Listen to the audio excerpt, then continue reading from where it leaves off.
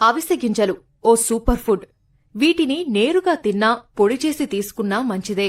ఇటీవలి కాలంలో ఈ ఫ్లాక్స్ సీడ్స్ ను చాలా మంది పౌడర్ చేసుకుని అన్నంలో, ఇతర ఆహారాల్లో కలిపి తింటున్నారు. ఇది ఆరోగ్యానికి చాలా మేలు చేస్తుంది.